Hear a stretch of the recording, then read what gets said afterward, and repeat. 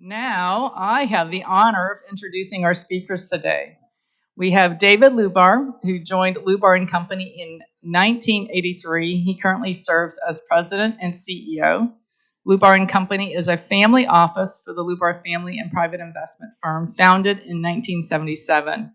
They invest in middle market operating companies with a focus on long-term growth, which is a nice investment philosophy. It's a nice way that organizations can grow. David has been a longtime donor to our RCM Scholarship Golf Classic. Thank you, David. And you have also provided Lake Express Premier Cabin tickets for our auction. So thank you so much. Two other fun facts about David, besides the fact that he's on over 30 boards and served as the past board chair of the Greater Milwaukee Committee. David was the first or second volunteer of the Milwaukee Urban Stables. So thank you, David. That was predated Rotary even. And then the other nice fun fact, the highlight of his summer was marrying off his last child, son, Patrick, at his home. And he said it was sort of a stress-free wedding, but certainly a joyous one. So David, we're excited to have you with us today. Our other speaker is Claire Woodall-Vogg. She's been with the City of Milwaukee Election Committee for nearly a decade and was appointed Executive Director in July of 2020. She's led the city's election commission through the height of the pandemic. So it must have been really interesting times for you, Claire. A presidential recount, an unprecedented post-election audit while continuing to advocate for voting to be simple and transparent for voters at local, state, and national levels. So David, please welcome everyone. Please welcome David Lubar and Claire Woodall-Vogg.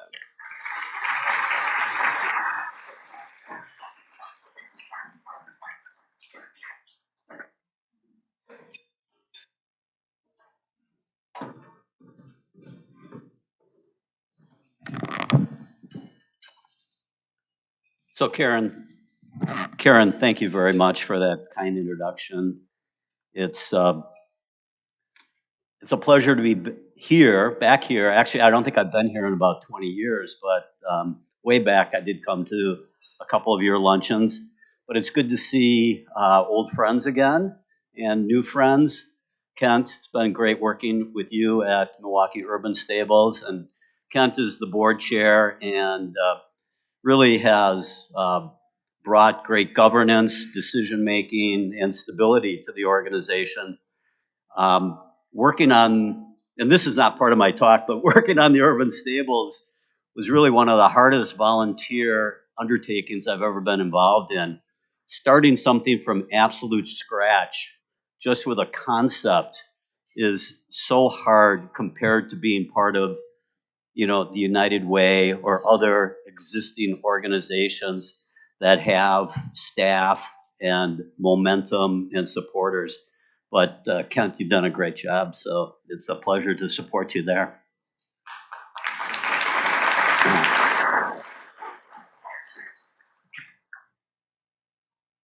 Well, so I'm here today as a member of the Wisconsin Business Leaders for Democracy.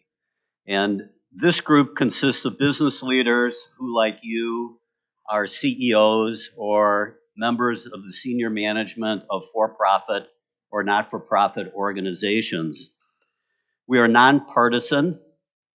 Our members are both Democrats and Republicans. The leadership of this group is diverse and includes Tom and John Florsheim, Corey Nettles, Anup Prakash, Betsy Brenner, David Irwin, Peter Fagan, and Sachin Shivaram.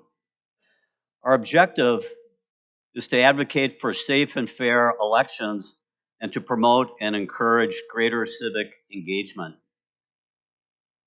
Some of you may have participated in the calls and meetings we have hosted over the past 15 or so months.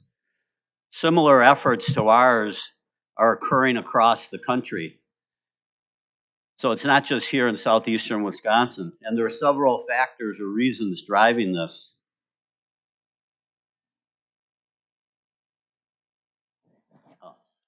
The first is business leaders are concerned about the state of American democracy. And business leaders are more trusted than the government, media, and politicians, according to the 2021 Edelman Trust Barometer. So the public expects business leaders to exert leadership and step in when government doesn't. If you're a business person, which we all are, strong and secure democracy is good for our economy, which means it's good for our business. It's the basis for stable and reliable markets. In fact, 45 of the 50 largest companies in the world are located in countries with elected governments. Lastly, employees, more and more, are asking about their employers' policies regarding elections and voting. So if you think it's good for our country to have a strong democracy, and it's good for your business, as business leaders, what can we do? So consider these actions regarding voting and civic engagement. The first would be to encourage your employees to make a voting plan, namely how and where to register, rules for voter IDs, and where and when to vote. And you can facilitate this by hosting voter registration days in your office or in your plant. You can make it easier for your employees to vote. You can encourage them to vote and give them time off, either paid or unpaid time off. And you can also encourage your employees to serve as poll workers. In Milwaukee, Manpower created such a program that they call Operation Civic Duty. They and others, like Waco, which is the Florsheim Shoe Company, are doing this or parts of what I just described. So I'm here to ask you to consider that very thing. Adopt something for your company or bring it to the CEO of your company to encourage your employees to vote, to register, and to vote, and to be civically engaged. And so what I'm talking about is not really about politics or who to vote for. It's not about gerrymandering. It's not about drop boxes. It's not about the Wisconsin Election Commission. I'm sure there are many in the room that would rather debate those topics, but that will be at a different time. When you bring the politicians in here, you can ask them those questions. This is about facilitating greater participation in our democracy. It's about registering to vote, voting, and working at polling locations. So here are several key election dates in Wisconsin. If this is of interest, this is the time to act. And if this is of interest, I have a number of slides I'm going to show you now that can help you initiate such a program. You don't have to create it on your own. We've created it. It's a toolkit that is available. It's a toolkit that shows you how to communicate with your employees regarding registering to vote, early voting, voting in person, working at a poll location, hosting voter registration drives. It's all here and readily available. So let me just go through it real quickly. I'm not going to be reading this, but just to give you an idea of how the packet is all there, you just have to raise your hand, and Mary, all these slides are available to everyone. So here, communication for the November 8th election. And this goes through how to communicate 9 weeks before, 6 weeks before, 2 weeks before, 1 week before, and the morning of the election. This email is about voter ID. What constitutes an appropriate voter ID? This is making a plan to vote. This is about early voting. So all this communication is for your employees. This is what to do 1 week before the election, the morning of the election, poll worker recruitment. This poll worker recruitment for statewide employees. This is hosting voter registration. So it's not a long presentation, but the purpose of it is, if we want a strong democracy, engagement is the key. And to be engaged, you need to register and you need to go vote. And if you're in a position of influence and you believe in all of that and you believe it's going to be good for your business, then this group that has come together in the last 18 months, we're here to help facilitate that. And obviously, it's up to each person to decide who they want to vote for. So that's our message. And I'd like to turn this over to Claire, who works for the city and has a good amount of hands-on experience in terms of how to make all this happen. Claire?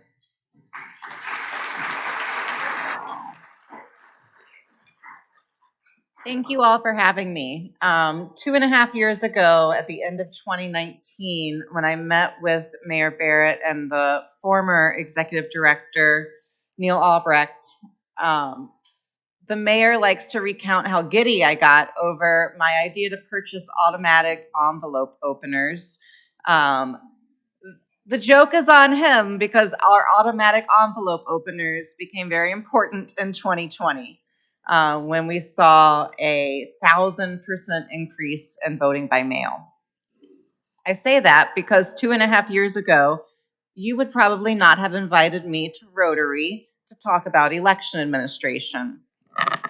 I am the city's largest event planner, and it includes the nitty-gritty of how do we open 170,000 absentee ballots, to how do we train 2,500 election workers to mirror processes and procedures with very complicated state statutes across 180 polling places on election day. Did you fall asleep yet? No. But it's more important than ever. I'm extremely appreciative of David and the group of business leaders that have really formed to support democracy. As I'm sure you all know, I've been the subject of death threats, doxing, all sorts of things that, again, 2.5 years ago, I was just the girl excited about some envelope openers. So the job has changed a great deal over the past 2.5 years. The most important thing, and I see it over here, is it the truth? The best way you can advocate for democracy is getting to know the process and making sure that you're putting forth only correct information when it comes to how to register to vote. What are the current laws? It's ever changing in Wisconsin. And it is discouraging a lot of people from voting because they are confused. We talk a lot, we focus a lot on photo ID, drop boxes, all of the different changes. But I think really what has discouraged people from voting the most isn't necessarily the specific law change, but the ongoing changes of election laws in Wisconsin over the past decade. So the best way is to become an election worker.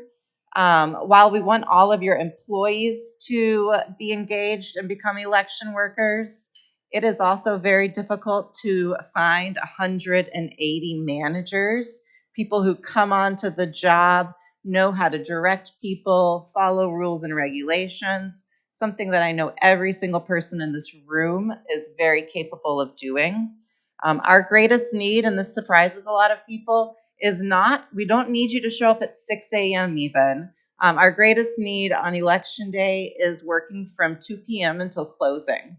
So it doesn't even involve a full day commitment. But again, to dispel myths about voting, empower your election workers, your employees, to know what they need to register to vote, to help them access that information, just like you would help them access information about their health insurance, their investment plans, things of that nature. Also, to encourage them to make a voting plan and to ask 5 other people within their circle to make a voting plan. Really holding one another accountable. I'll speak to the power of employee programs.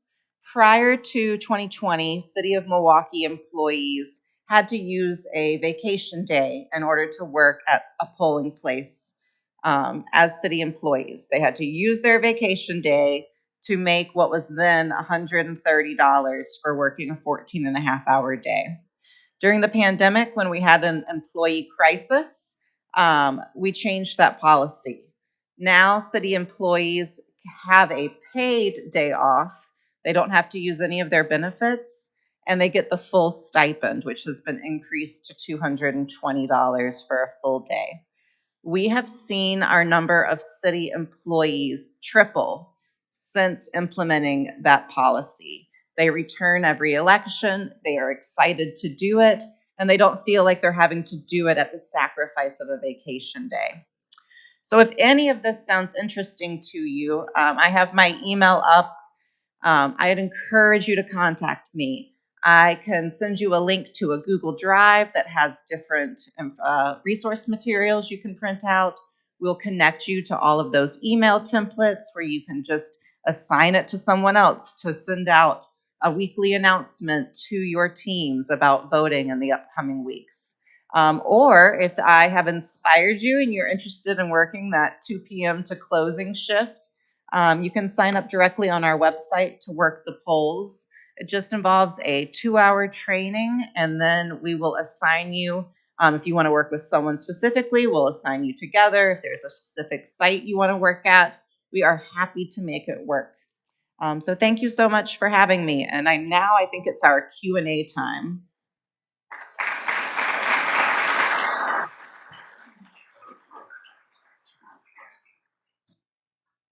So I'd also like to, I'm pointing to Betsy Brenner. She's one of the leaders of this group. So Betsy, thanks for being here. Are there any questions? What role, if any, will you have during the RNC convention here in Milwaukee?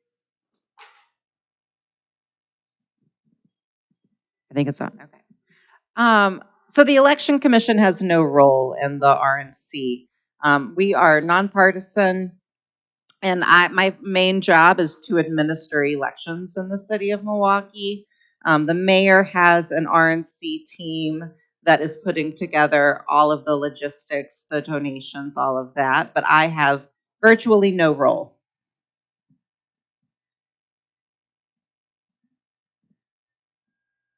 Claire, a question for you. You said you had threats. What has the city done to help protect you, to help you with the online threats, or even your physical security, if anything?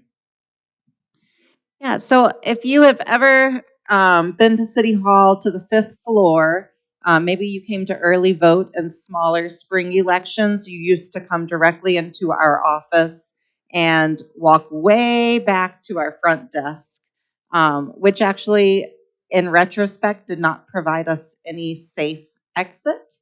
So the city has invested about $100,000 to completely renovate our office last year in order to change the layout, especially, and then what they call security hardening. So after January 6th, we now have paneling on our glass that would take you 5 minutes of taking a hammer to break the glass.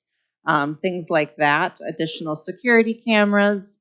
And then I am very fortunate. I know there have been some reports in the news of the Department of Justice Task Force getting criticism, FBI getting criticism, but I have a local FBI agent assigned who I report every single threat to and who has been very, very responsive, as well as our Milwaukee Fusion Center, which is managed by MPD.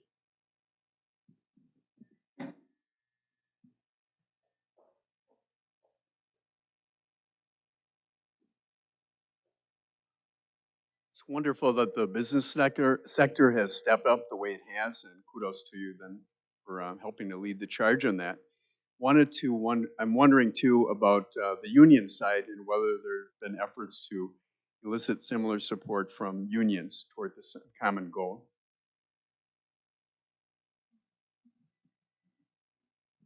It's a great idea. So our group has not specifically reached out to any unions. So we're here today. We've spoken in front of the Greater Milwaukee Committee and the MMAC. So the orientation has been the leadership of the group are business leaders. We've tried to kind of think of it as peer-to-peer, addressing business leaders who then, through their companies, encourage their employees, whether they're unionized or not, to host voter registration drives in their office or plant, or as we talked about, facilitate their employees going out to vote. But specifically addressing union leadership, I think that's a good idea, and I'll take that back.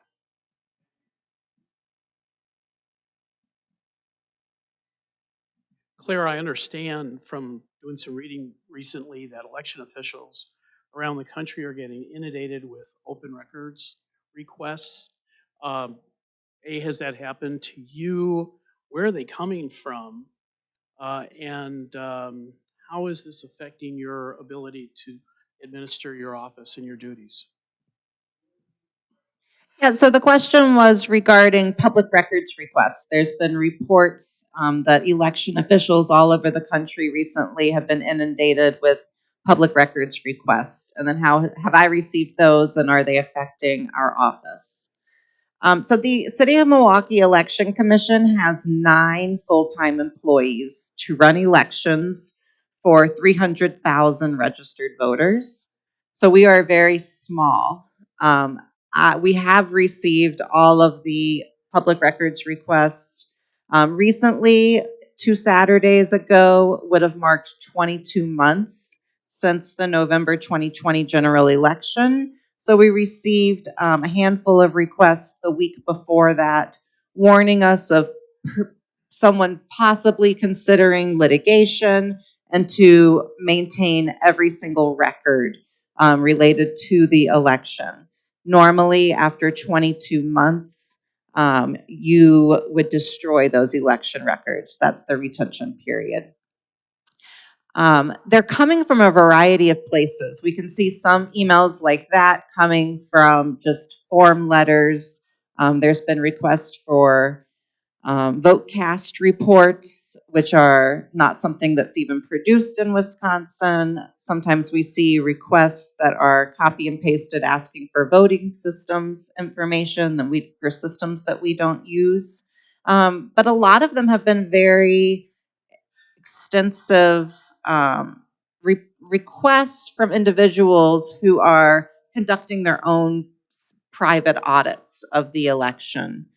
So we, under state statute and open records laws, are required to reply to those. The city has 1 public records attorney, and he and I speak on a near weekly, if not daily basis. Which, to give you some context, I probably receive 5 to 7 public records requests a month now that are extensive, that aren't something I can just forward to someone in the office to quickly fulfill. And we used to receive about 5 to 7 a year. So that's per month. So it's taking its toll, but it is ironically my job responsibility. We don't have anyone else who handles it, so it's something that I usually work on when I'm in my pajamas at home at night. First, Claire, I have to thank you for your work. I was in public service for 35 years, and a small part of that I was a village clerk. And there was no job in those 35 years that was more stressful than the presidential election, because I knew that any mistake I made really got to the core of democracy, and that it was a sacred job. But my question is, do I recall that in this room, anyone who lives in Milwaukee County can serve as a poll worker in any Milwaukee County municipality? Is that correct? Yes. Yeah, so did you hear that? You can live anywhere in the county and work for the city of Milwaukee on election day. Good afternoon, David. I know you're striving to be nonpartisan, but I would expect that the great majority of the voters that you are getting to the polls are Democratic. Are you receiving any criticism that you, in fact, are not bipartisan, and how do you respond? That's my real question. If you get that criticism, what is your response? Well, this group debated literally for 6 months about should it be partisan or nonpartisan. And the unanimous decision every time we brought it up was there is so much partisanship out there already that if we want to distinguish ourselves, we need to be nonpartisan. We need to have members within our group, male, female, different races, different colors, different political viewpoints. And we've done everything that we think we can to be nonpartisan. And I would actually take some issue with what you said, because the, the, the people that we're reaching out to, business CEOs, I mean, I can't factually back this up, but most likely they are leaning more to the right than to the left. Exactly where their employees are, we don't know. But we're not asking either. So you're kind of, the inference of your question, we've gotten the other way. Is it, are you not actually leaning more Republican? And we're like, we're trying to reach businesses and then initiate action. So that's my answer, that we are nonpartisan, and how it filters down to the positions of the people, political positions of the voters, we have no control over that. We're trying to say greater civic engagement, whether you're one side or the other, is good in and of itself.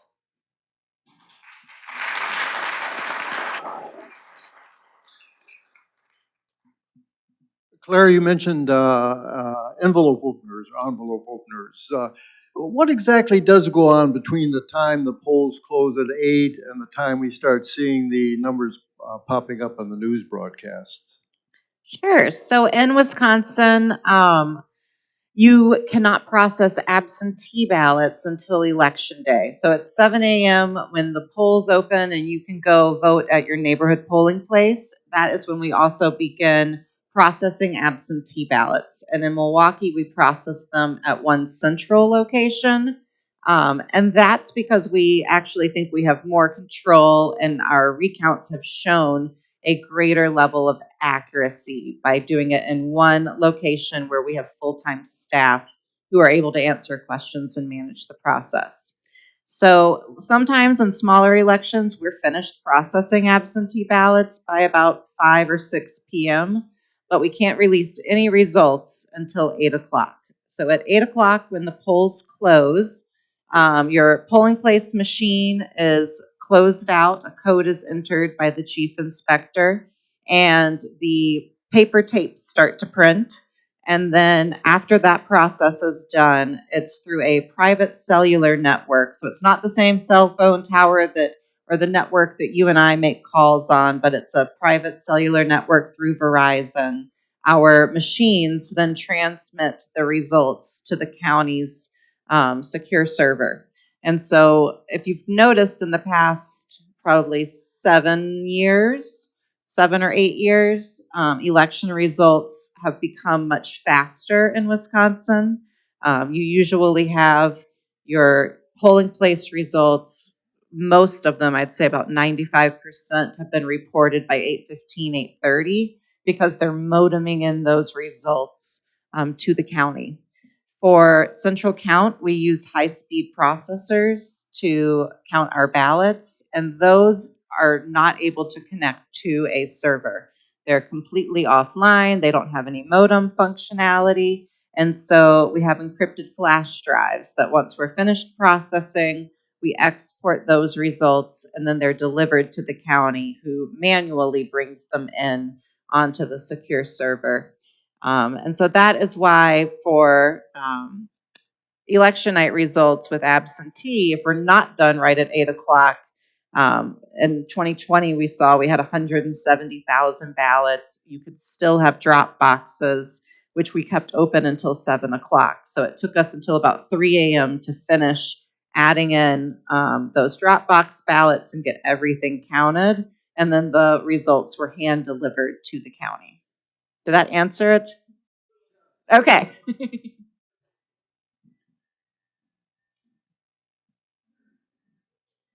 Thank you both for your service. I have two quick questions. One is, issues of voter fraud. I've obviously driven a lot of the controversy this year. What is the process when your office uncovers evidence of that, and how is that handled, and what then are the consequences should you find a fraudulent effort?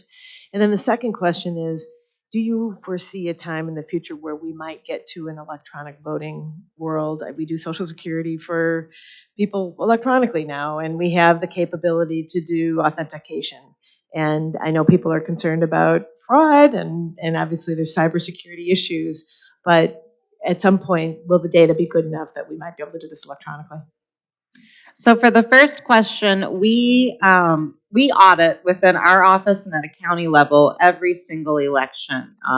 We can look to see if anyone voted absentee and at the polls, if they were serving a sentence for a felony conviction at the time that they voted, if perhaps they passed away but their ballot was counted. Anytime we uncover anything that is what you would call fraud, someone's voting twice, someone's who's ineligible to vote is casting a vote, it gets referred to the district attorney's office. Kent and I were just talking about how I work closely with their public integrity unit, and it gets referred and investigated. Before I was the director, I actually was on a sting call one time asking someone about their voting experience. So these things, in order to get documentation that they did vote on election day. These things are investigated and they're prosecuted when they determine that someone has broken the law. As far as electronic voting goes, I think we're going in the opposite direction as far as moving more towards electronic voting, making it easier voting from your home.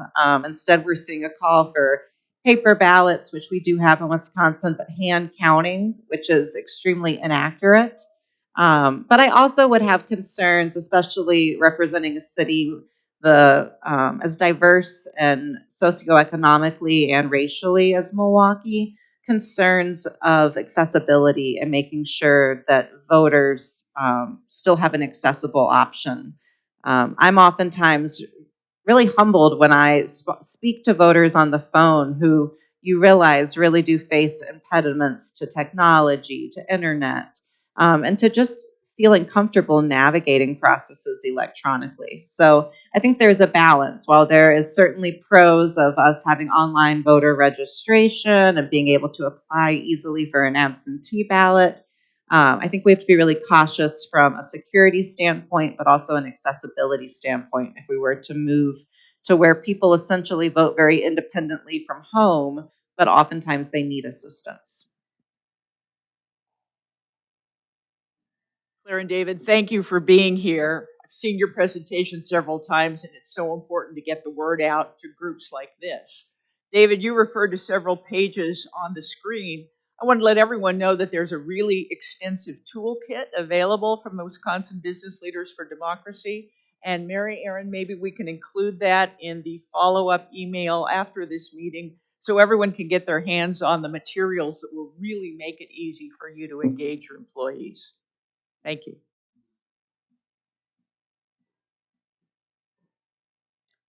Again, thank you both for being here.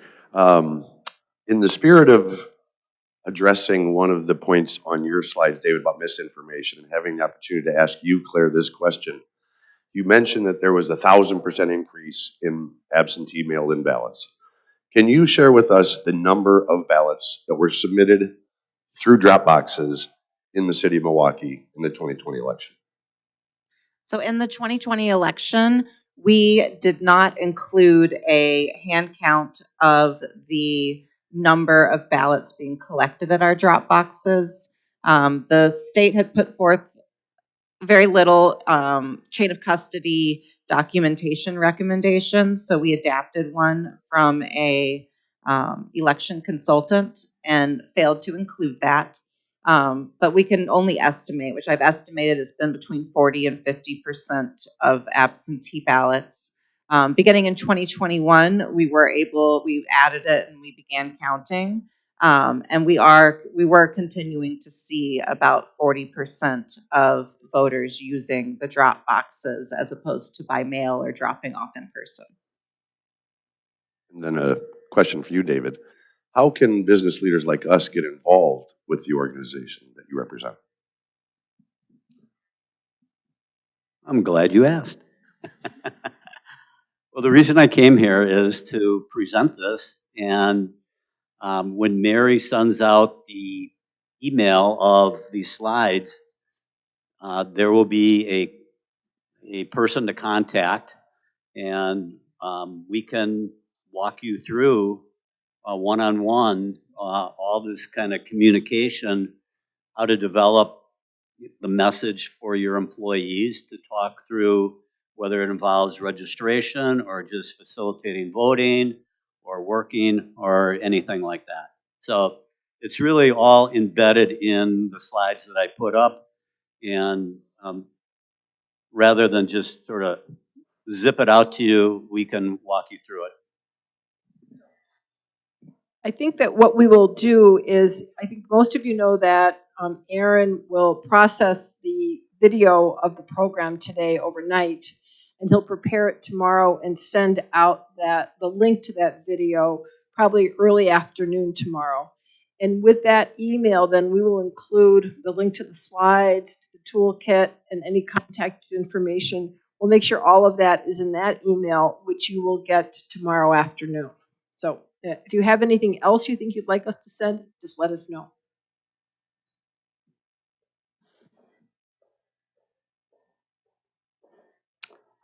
Okay, thank you very much.